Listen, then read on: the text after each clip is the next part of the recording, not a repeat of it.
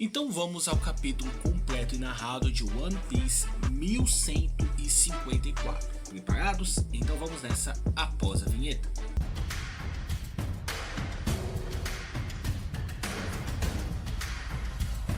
Olá pessoal, sejam muito bem-vindos ao canal Sonde, chegando aqui com mais um vídeo para o seu canal Haki da Observação.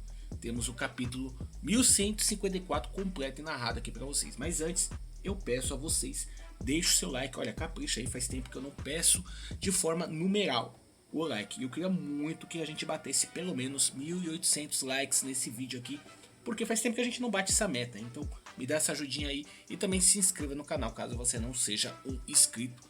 E também, se você quiser hypar esse capítulo, caso tenha essa opção, faça isso, ajude o canal e bora pro conteúdo. Bom, um aviso aqui antes de entrarmos, tá? Essa é uma tradução inicial, pessoal. Eu recomendo vocês fortemente a lerem o capítulo quando sair oficialmente pela Manga Plus no próximo domingo. Isso porque lá tem a tradução final e oficial. Então muitas vezes as pessoas não leem lá e ficam com a tradução aqui que eu acredito que esteja 70 a 80% certa, tá? Mas é melhor vocês lerem o oficial. Então faça isso para a melhor experiência de vocês com o mangá de One Piece. E agora, bora lá. Começando com o título do capítulo: Eu Não Consigo Morrer. Bom, a capa: Peregrinação Substituta da Colheita Dourada da Criança Ogro Yamato, volume 38. Por favor, visite o túmulo do herói nascido em West Blue e criado em Ringo, e que, com nojo, levam Yamato, Uchi e Page One para o túmulo em ruínas que nunca tínhamos visto antes. Página 1. O capítulo começa mostrando a vila de Elbaf. O narrador diz: há 63 anos atrás, Joru caiu, companheiro do atual ancião mais velho, Jaru.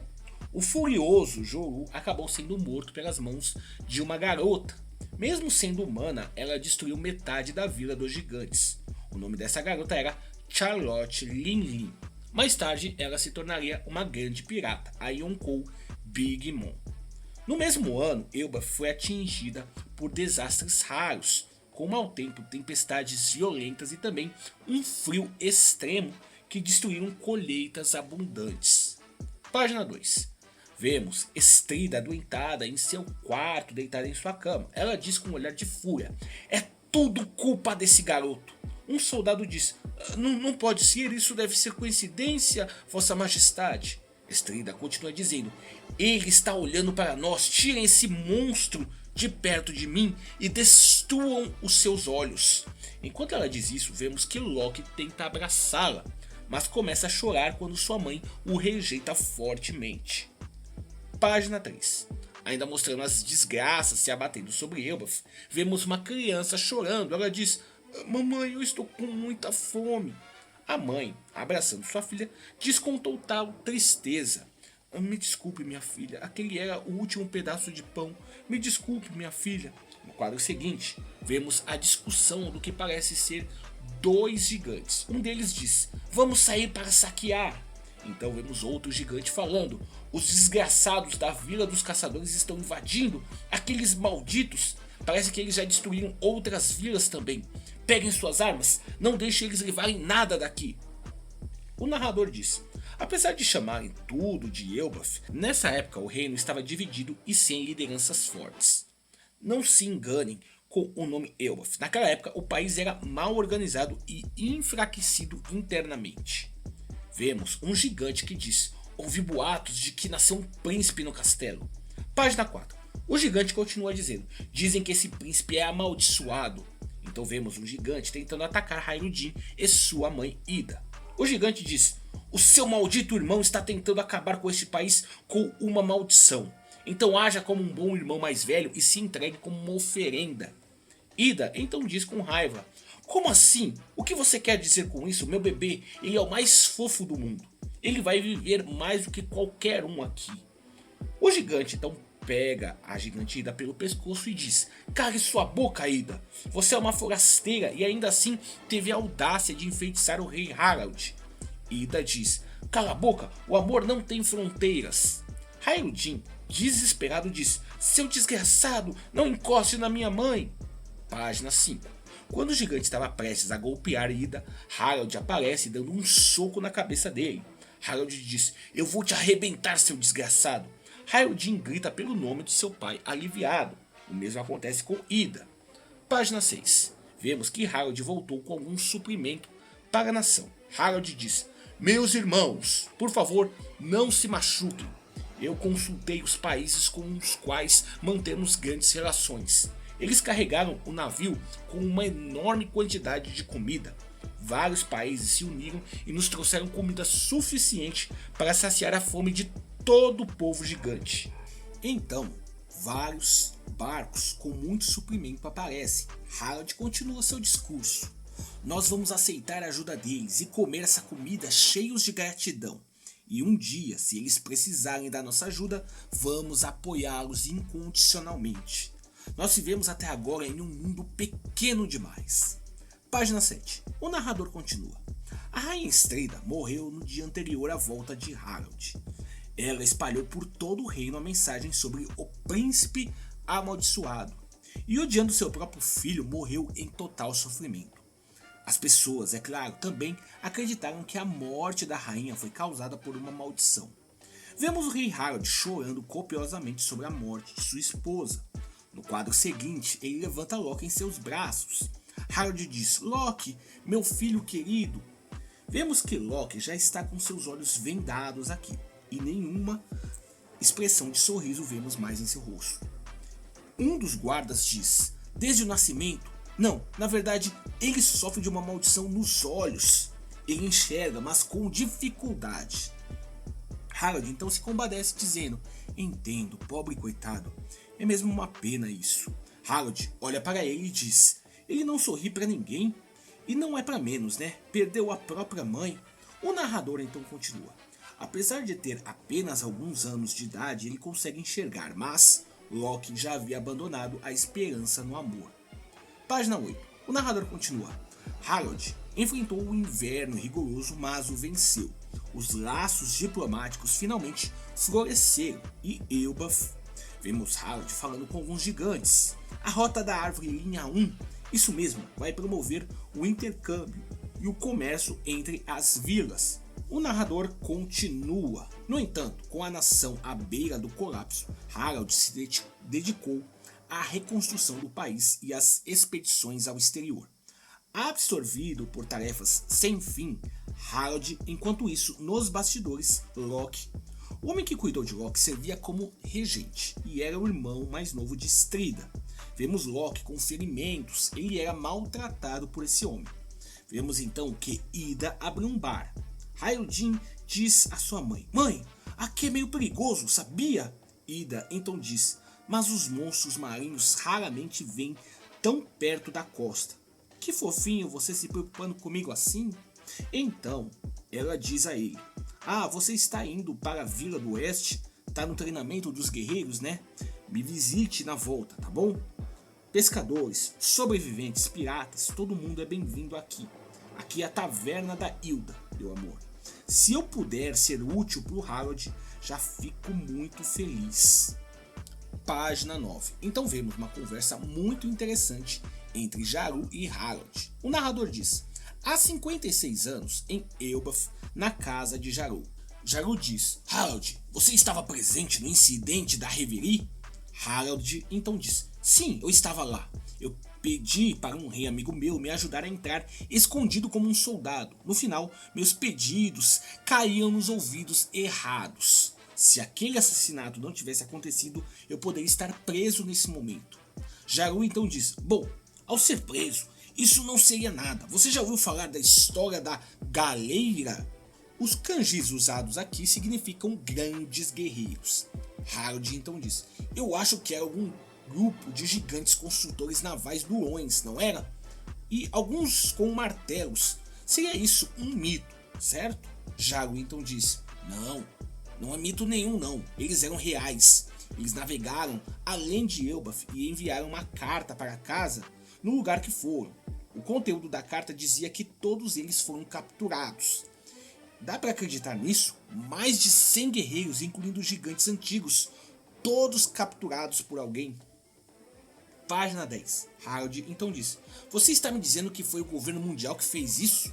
Jaru então diz: olha, não há dúvidas que já enfrentamos inimigos grandiosos no passado, mas essa parte da história acabou afundada, bem fundo, num certo dia. Quando ele diz isso, vemos dois rostos daqueles gigantes congelados que vimos lá no arco de Punk Hazard. Jaru então diz: pode ser que não seja sua culpa se sua sinceridade não está sendo reconhecida. Harold disse: inimizades do passado, é disso que se trata? Jaru então diz: ouvi rumores de que o exército dos gigantes foi congelado em Totoland, mas também dizem que foi tudo armação. Harold diz: se for verdade, isso envolve todo um clã, devemos considerar isso com cautela. Página 11. Vemos então o passar do tempo do Loki sendo cuidado pelo irmão de Estrida. Ele diz: que tal hoje a gente fazer você comer lixo, hein? Em outro quadro, ele um pouquinho mais velho, alguém diz: ah, a sorte morreu, né? A sorte morreu. Em outro quadro, Loki um pouco maior, alguém diz: o escolhido foi pro inferno, a gente vai acabar igual, vamos morrer todos. O narrador continua: agora estamos há 48 anos atrás. Vemos Harold fazendo um discurso para Elbaf. O rei diz: as vilas começaram a se comunicar e o país se unificou pouco a pouco. Meu sonho é criar laços com todas as nações ao redor do mundo. Página 12. Vemos alguém dizendo: droga, estamos encrencados, o rei Harold saiu em outra expedição. Droga, eles estão vindo. Fechem as portas, levem as crianças para dentro de casa. Então vemos que eles estão falando sobre Loki com seu bando de feras. Loki diz: arrebentem com tudo, cambada. Aqui é Elbaf, o reino dos mais fortes. Os fracos, eles não têm lugar aqui. Podem perecer.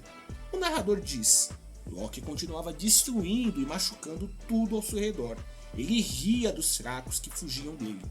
Uma voz diz: ei Loki, o que você está fazendo? Vemos que é Hairudin que chega para confrontá-lo. Hairudin diz: não ouse destruir a vila que o papai lutou tanto para reconstruir. Loki então diz: hã? Nem se atreva a chamar aquele homem de pai. Hairudin continua: olha, pode ser até que ele tenha me abandonado algum dia, pode até ser que ele tenha me deixado, mas ele tentou proteger aqueles que importavam. Não fique se achando só porque você é maior que eu. Eu olho todo mundo de igual para igual, Loki. Loki então dá um golpe derrubando facilmente Hairudin e diz: não me compare com os outros, seu fracote. Então vemos Gerd, criança, ela diz: Hairudin. Goldberg, criança, diz: Gerd, não chegue perto. Vão achar que você é cúmplice e o Loki vai ficar bravo com você. Gerd então dá um cascudo em Goldberg e diz: você entende tudo errado, seu idiota. Hairudin, você está bem? Loki então continua: que nojo, que patético, Hairudin. É patético ver um bando de fracotes se consolando. Que ridículo. Filho daquela mulher de sangue sujo. Alguém então diz: ei garoto, ele é filho do rei, é o príncipe, sabia?